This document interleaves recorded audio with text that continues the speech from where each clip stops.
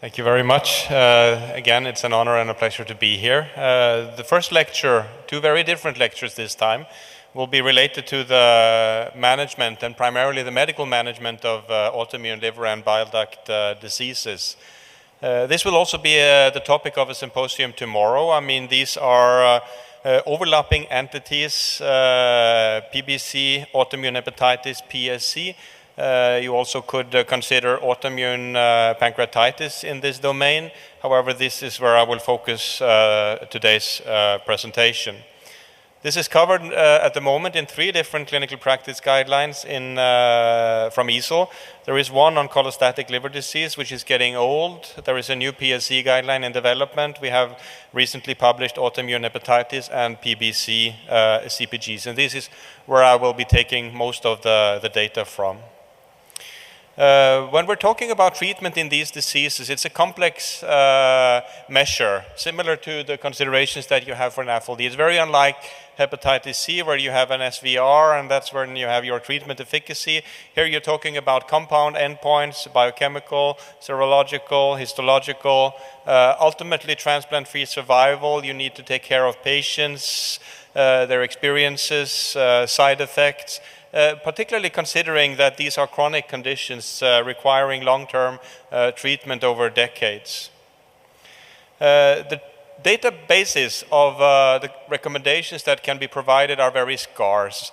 Altogether, there are less than 75 randomized clinical trials in autoimmune hepatitis, PBC, and PSC, comparing, for instance, with more than 1,000 trials in IBD.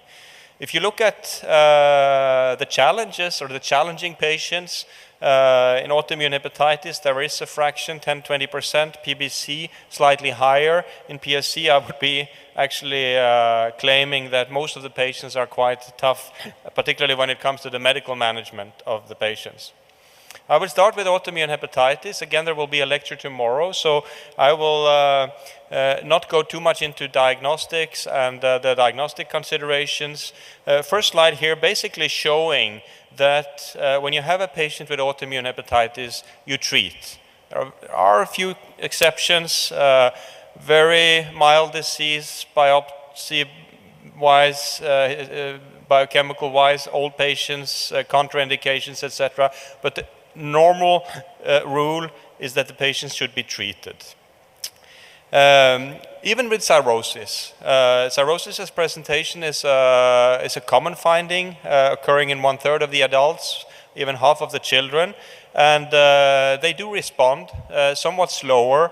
And I would say that the only cases where you should be considering cirrhosis as a contraindication, or at least be possibly refraining from treatment, is advanced cirrhosis, decompensated cirrhosis, depending on the histological activity. So, good response, the responders. The problem is that the measures that we use for determining a good treatment response, which would be the transaminases and immunoglobulins typically, do not show the full picture. Data is around demonstrating that there are, even in the circumstance of normal biochemical parameters, a significant histological activity which impacts on prognosis. And this is important when you're reflecting upon the potential of treatment withdrawal and the management of these patients. It is normally considered useful to consider a trial of steroid withdrawal. The problem in that context is that what I showed you already, the biochemical parameters do not show you the full pictures. And at least in our hands, prior to considering this, we would seriously consider a liver biopsy before going into this avenue.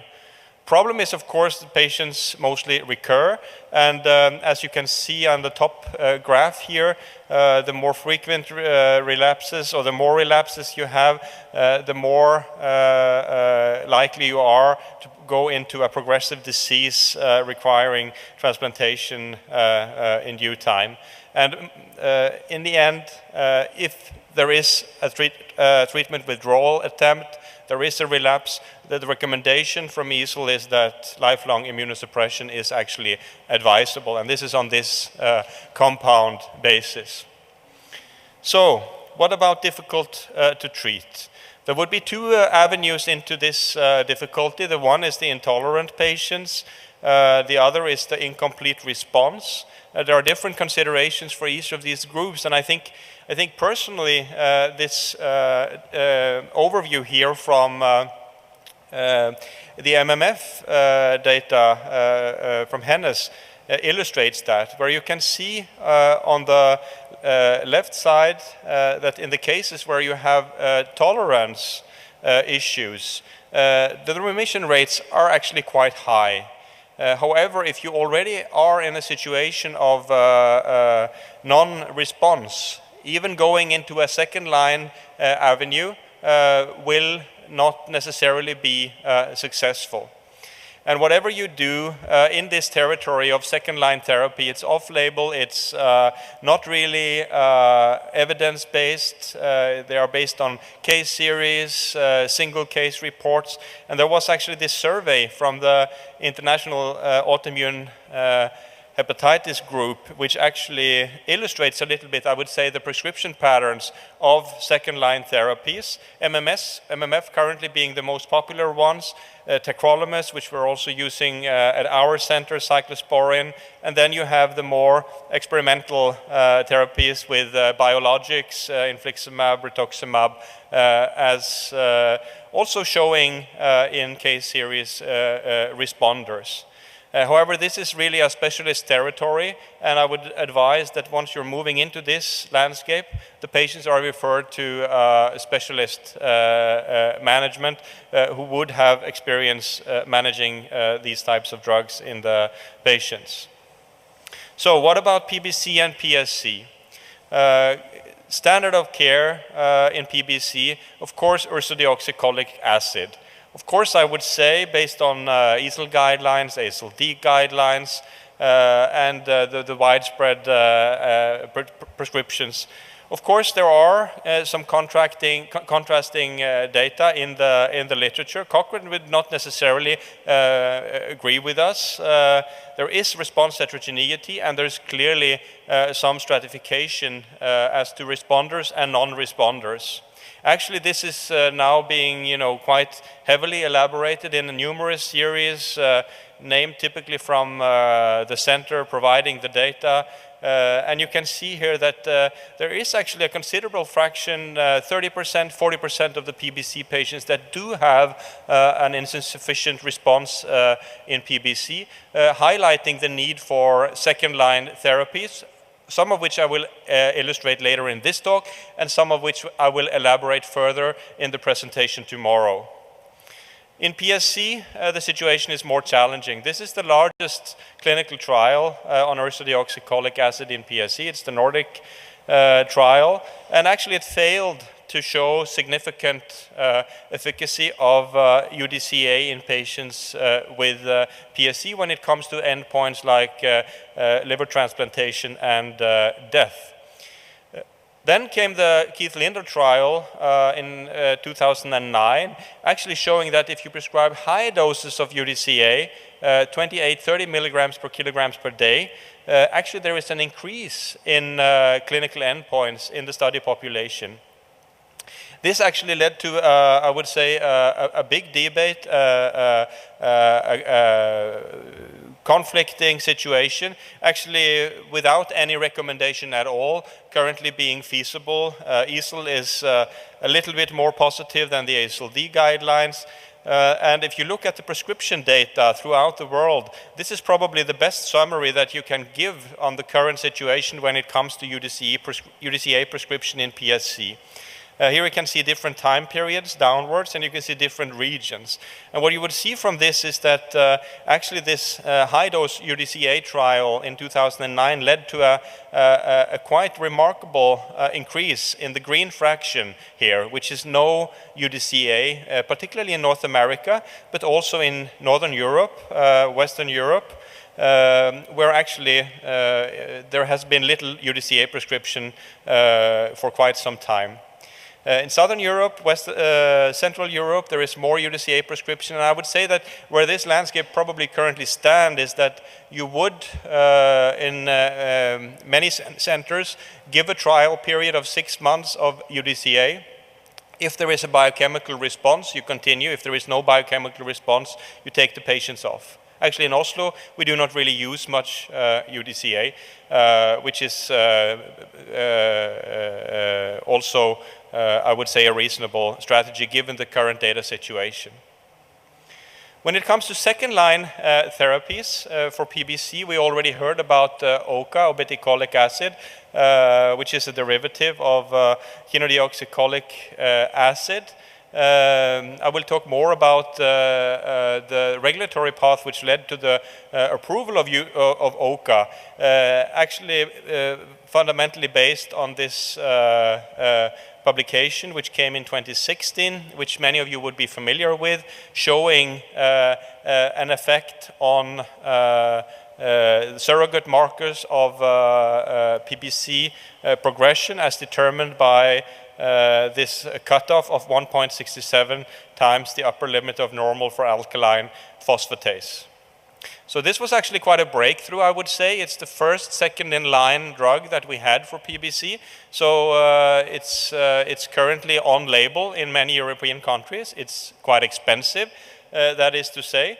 And there is this problem of pruritus, which is occurring in a significant number of patients. You can see the numbers here, 50, 60, even 70% of the patients experience an increased pruritus, somehow hampering the enthusiasm of the drug.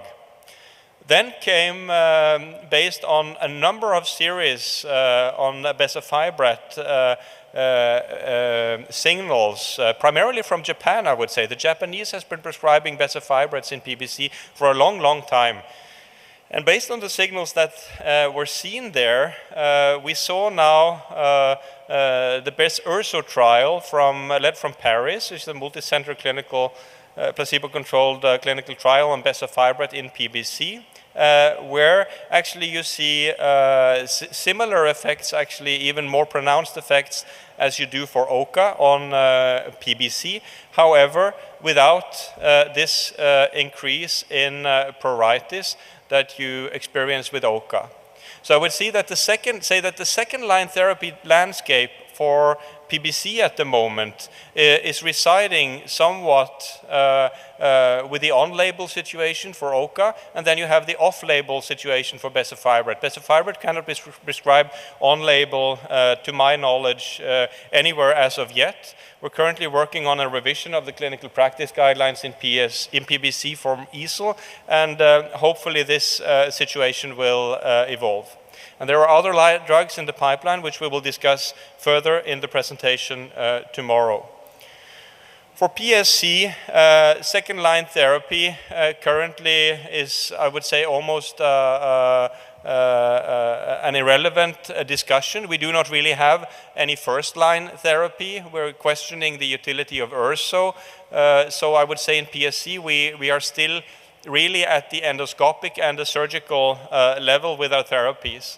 There is only one trial that I wanted to highlight in the presentation here today, which is the DIL-stent trial, showing in this figure here that the utility of short-term stenting versus balloon dilatation, a balloon dilatation with stenting, without stenting, actually has the same impact on a disease progression in PSC. However, what was observed in this trial is that the patients who had short-term stenting had a much higher frequency of adverse events, pancreatitis, cholangitis, as expected possibly, leading currently to a drift, I would say, in procedures towards balloon dilatation without stenting in many centers throughout Europe.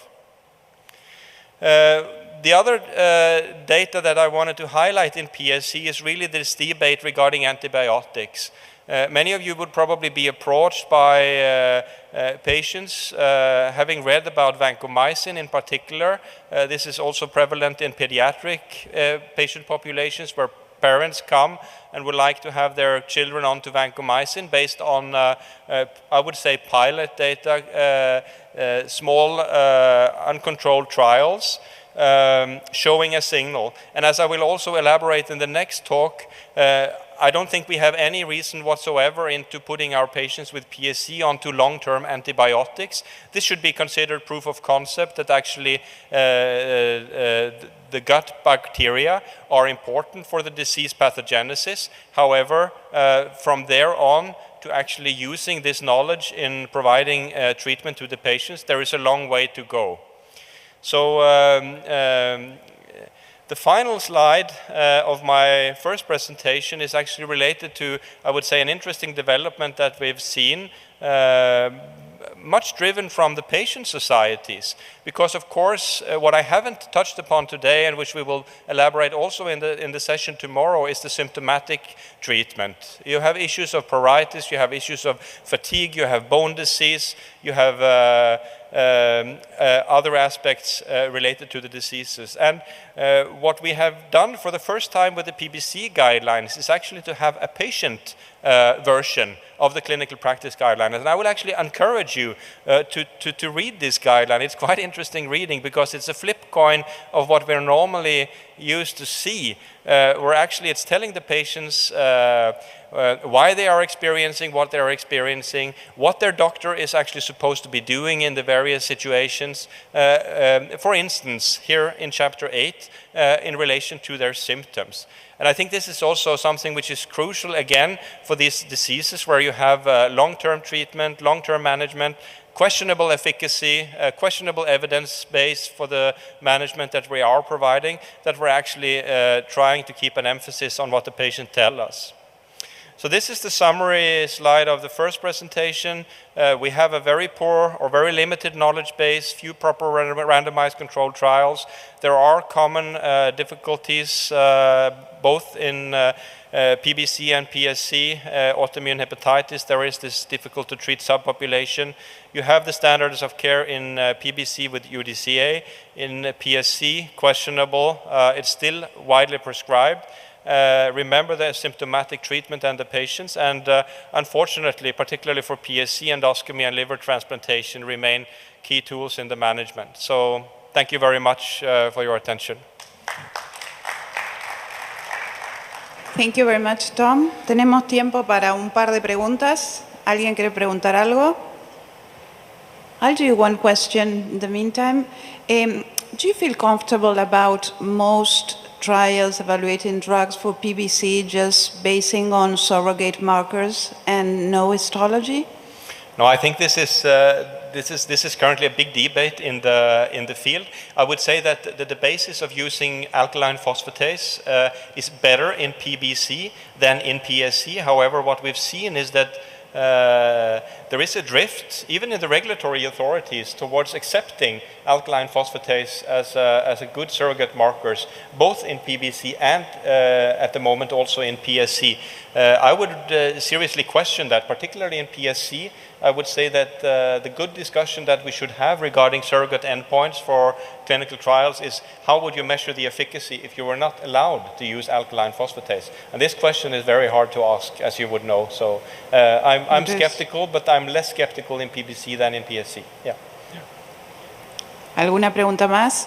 Si no, avanzamos con la siguiente presentación. La siguiente presentación apunta a definir dónde está centralizada la investigación en hepatología hoy, la tendencia que existe hacia concentrarse en el eje hígado-intestino.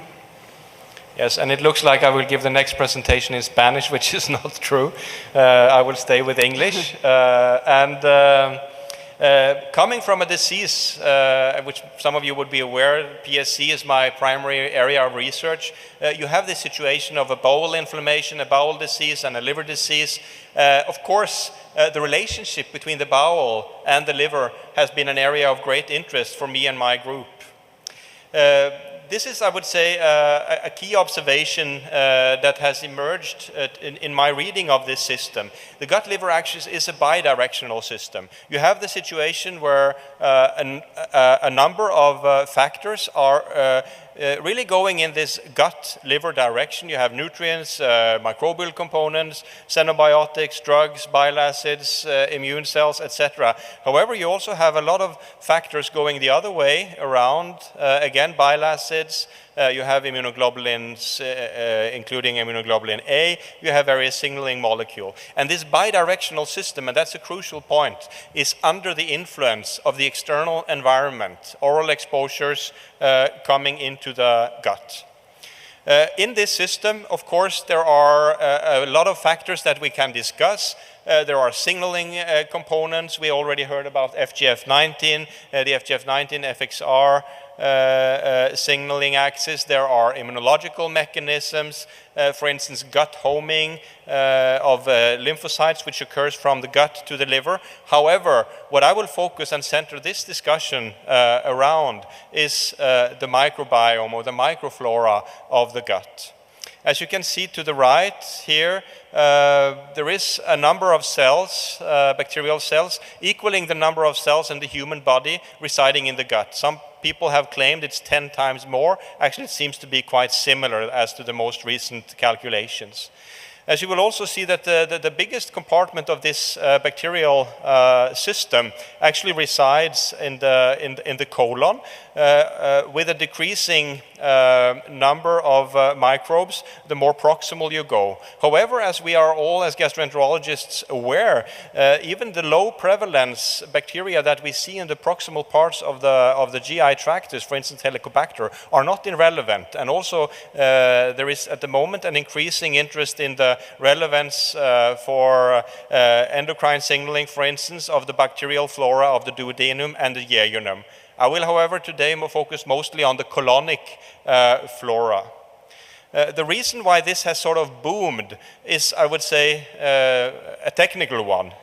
We've had better sequencing machines in the middle to at the bottom, and we have better computers. And because of this, we're currently able to detect a large number of bacterial species that we were never really able to determine using culture methods. However, as shown to the left here, even with these quite sophisticated sequencing methods, we're still doing quite crude science. For instance, with the 16S-based methods, we are typically talking about families of bacteria, genus of bacteria, and I mean, comparing with the situation for Homo sapiens, this is not really a very sophisticated conversation. Going deeper into the system, this requires more data and more methods. I would say that a key observation from the studies of the gut microbiome is the importance of diversity. I would say it's almost a universal observation in any disease states that there is a reduced diversity. We have two different measures of diversity, alpha diversity, beta diversity. You can, the one is within the individual and the other is between individuals. And I would say that a simplified illustration of what we're talking about here would be comparisons of the industrial forests of Sweden and Norway, where you have planted trees looking quite similar compared to the rainforest that you have in Latin America. Also, what does this mean? If you go deeper, you don't only look at bacteria, but you look at their gene content. This is the current approach that we are taking into the field. We're doing full metagenome sequencing. We're characterizing the gene content of the gut. We're looking at the functional equivalence of this. For instance, we find in our patients that there is a reduced fermentation to butyrate, a short-chain fatty acid. This we can actually confirm then further on with metabolomics, giving you an illustration of the current working modes of this field. Importantly also, the gut microflora is more than bacteria. We're typically talking about bacteria. There are other compartments. There is a virus component, and there's also a fungal component. And the relevance of these compartments is shown here from alcoholic liver disease, where you can see this transition from a healthy mycobiome, fungal situation in controls, progressively changing as you go from early stages of alcoholic liver disease into advanced liver disease. So what does this mean? I think that's the fundamental discussion we're having at the moment, those of us working in this field. There are lots of data around now. I mean, I'm showing you here, we already heard about NAFLD. There are data from NAFLD showing how you actually can differentiate even the fibrosis stages in NAFLD, that there are changes in the microbiome which occurs throughout the progression of the disease. Also in the disease we are working on in Oslo, primary sclerosing cholangitis, there are significant changes in the gut microbiome. We can even use it for diagnostics, as you can see here from the ROC curves. But what is this telling us? Is it a cause of the disease? Is it because of these changes that these diseases develop? Or is this simply a consequence of the disease? Probably both. Currently, the establishing of the causality here is quite complex. And that's why I wanted to show to you today a way of reasoning when you're discussing these microbiome shifts that probably simplifies the thinking a little bit. And many of these avenues that I'm illustrating for you are probable. As you can see here, for the green versus the yellow diagram, I already told you diversity goes down. It's characteristic for any disease state. And there is a shift. So it's different and it's less rich. Then, within this less rich microbiome, there are a variety of possible factors involving in disease. If you look at the immunological aspects of this, one classical to the left interpretation is that in this microbiome you have increased or exaggerated release of microbial components, LPS for instance, which is triggering the innate immune system. However, there is also the possibility, as shown in the middle and to the right, that there are adaptive immune compartments which are actually interacting with the gut microflora. Examples from this immunobiological aspects of the microbiome is widespread in the literature, also relating to liver diseases. Here is from alcohol-related liver disease, where this systemic inflammatory component which you observe in disease seems to be related to barrier dysfunctions of the gut and a release of LPS into the circulation. This is actually also seen in cirrhosis, where you see here in the green curve this enhanced systemic endotoxemia, again a function of this reduced diversity, also paralleling metabolic changes. When it comes to the immunogenicity, there is also the adaptive compartment that should be considered. This is a very important landmark study back in 2014 from Richard Flavel's group, showing that if you stain, and if you follow column A to the left, the microbes using IgA, you would actually see that in patients with inflammatory bowel disease, this IgA positive immunobiome is very different from the rest of the microbiome and actually can be used in mouse models to trigger inflammatory bowel disease. So you have a transferable immunogenic compartment of the microbiome. There is also, as a function of all this, a surge in the interest of unconventional T cells, NKT cells, mate cells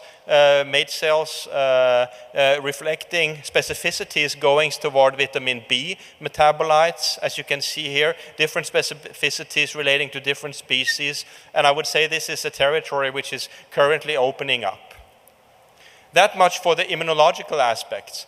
So also very clearly this 1.2, 1.5 kilograms of bacteria that we possess in our intestinal system is also a gigantic metabolic machine. It's involving in de novo synthesis of a variety of compounds. We all know vitamin K, and also in a co-metabolism function versus the host, for instance, in bile acid metabolism. The involvement of microbial enzymes in the bile acid metabolism is known for decades, where you have a variety of enzymatic changes, most classically the production of the secondary bile acids. This is also influencing these signaling pathways that we already talked about. It's influencing the FXR and the FGF15 or 19 in humans, that would be signaling pathways. Here showing how mice grown in a germ-free environment have a almost absent activity in this signaling system compared to conventionally raised mice, due to differences in the bile acid pool, again as a function of the altered bacterial compartment. You lack basically this metabolic machine which is necessary to give you a healthy physiology. This is probably also relevant to diseases. This is a growing field of interest. Hepatocellular carcinoma, there is data, Japanese data, showing how the involvement of the microbiome in the transformation of bile acids is involved in the pathogenesis of hepatocellular carcinoma. So we talked about the immunobiome, the endobiome. So what about the exterior? We all know from our clinical practice about drugs being transformed by the microbiome. Also microbial constituents go through this compartment. Actually, if you look at it coming from the exterior, you actually have this first compartment, the bacterial compartment, and then you have the second compartment of the gut, of the liver. So there is a pre-portal phase of metabolism that affects everything we're exposed to, the exposome, and ultimately influencing a wide range of human physiology. There is much data into this territory. I will only mention the TMAO as an example. This is a derivative which is coming from L-carnitine, prevalent in red meat, further transformed from TMA into TMAO in the liver, and probably, as illustrated in this New England Journal of Medicine paper from 2013, in the pathogenesis of atherosclerosis, showing how the gut activity of the gut-liver interior axis actually is relevant to the pathophysiology of human disease states, and also in normal physiology. I could give you dozens of examples of similar phenomena. So how is this relevant to therapy? Of course, there is this liver-centric possibility that you actually go for the liver. However, there is this intriguing feature here that you actually have a big compartment which is very approachable by therapeutic manipulation. For the liver-centric approaches, we already heard about FXR agonists. There are also clinical trials in PSC targeting MADCAM1. So you could, of course, go for the liver. However, if you talk about the gut, the story becomes much, much more stimulating and interesting. And I would only mention here basically two categories of therapies. Antibiotics is the first one. Quite devastating if you look at it from the ecological perspective. You basically kill a lot of bugs. There is some recovery, but the recovery is somewhat distorted. As I told you already for PSC, the way that I perceive antibiotics into this gut-liver axis is really that it's a proof of concept. It shows you that the gut-liver axis is important, because when you change it, the disease state changes slightly, but it's not what you're going to use for therapy.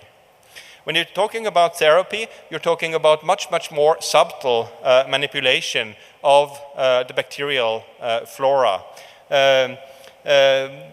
One Quite interesting avenue, of course, is the fecal transplantation, where you have basically the transposition of a healthy microbiome into diseased patients. This we've used for years for the refractory Clostridium difficile colitis. There are also now data out for primary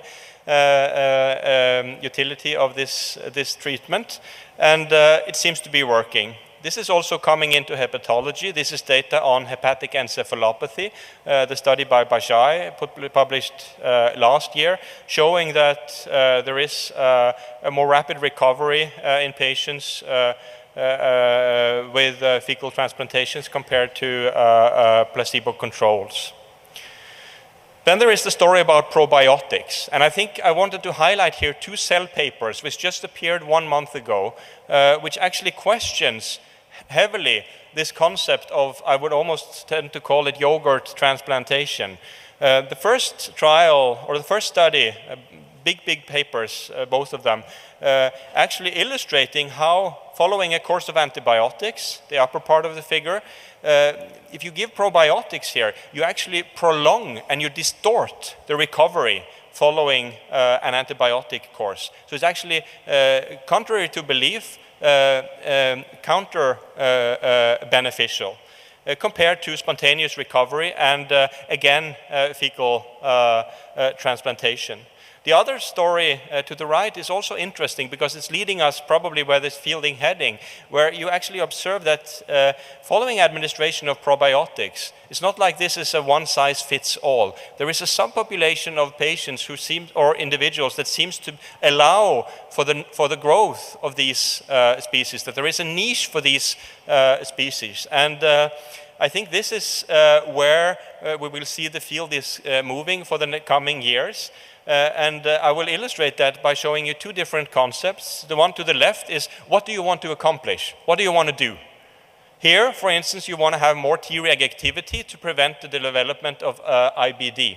So, and the other part is, so, okay, which of the bacteria that we actually provide you are likely to survive, given your microenvironment, your forest, your jungle, whatever? What do you put in there, and what is the likelihood that these bacteria thrive? And if you look at this again to the left, you can see that depending on what bacterial cocktails you're using, you're accomplishing different things. And here they actually developed this 70s species cocktail, which actually had a particularly strong capacity for inducing Tregs in the patients. So they accomplished what they wanted. The summary figure of the cell metabolism paper on the right shows the other phenomenon that depending on the host and the donor and the host or the recipient characteristics, microbial characteristics, you would actually be able to identify which is the perfect match. And this we do in organ transplantation, right? We have our HLA matching for kidney transplantation, blood group matching for liver transplantation, and this is also where the field of fecal transplantation is going. And of course, diet. I mean, this Helena already talked about in NAFLD is clearly going to be a big actor in this space. As you can see to the left, depending on the diet that we eat, these are different types of diet. I will not go into the specificity of these diets, but clearly depending on the type of diet that you have different forests in your gut. And depending on that, you have hugely variable metabolic responses to even down to the minute nutrient compositions. You can see here even for, if you look at blood glucose response to banana and cookies here to the right, 2 different individuals, completely different profiles, again resulting from their microbial compartment. And this is where probably the dietary field is moving, where you have this complex consideration of the gut microbiome, the diet that you would be eating, genetics probably coming into play, leading to personalized dietary recommendations that would actually optimize the metabolic consequences of what we eat. That this is relevant also for liver disease is clear. This is just one study, again from the Bajaj group, showing how the tendency to move into decompensation actually seems to rely on the dietary patterns of individuals. To the left, US-based diet, left or the right, a Mediterranean-based diet, high fraction of fermented milk, vegetables, etc., much less hospitalizations, etc. And I think that with time, the tools that we have now illustrated is going to help us in guiding the manipulation of these systems for our patients. This is my group in Oslo. It's a little bit colder there than here. There are the two key postdocs in my group that are actually responsible for much of the work that I've shared with you today. This is the bigger international PSC study group, and these are my take-home messages. Think about the gut-liver axis as a bidirectional system. It's linked with the environment. There are new genome technologies. It's making the field bloom. Try to conceptualize the findings, thinking about metabolism, the endobiome, the immunological aspects, the immunobiome, the xenobiome. Then the thinking of this very complex space becomes feasible. And I think if you look at it from a therapeutic perspective, these gut-centric treatment approaches, it's moving towards individualization. And I think we will get there, and we will see a lot of exciting developments in the years to come. Thank you very much. Yeah.